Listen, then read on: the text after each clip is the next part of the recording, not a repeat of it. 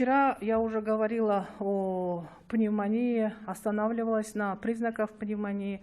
Еще дополнительно к этому хочу сказать, что при данной пневмонии, вообще в целом при пневмонии у человека теряется аппетит.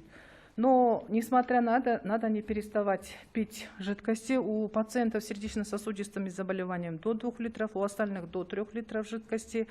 Нельзя переставать кушать всем родственникам, всем своим родным. Рекомендуйте, пожалуйста, белково-витаминную диету. Да, надо исключить мучные изделия, макароны.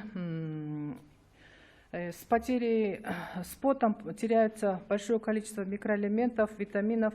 И прием не обязательно дорогих, дешевых витаминов рекомендуется, но сейчас лето, у нас есть овощи и фрукты, и обязательно нужно не забывать об этом тоже.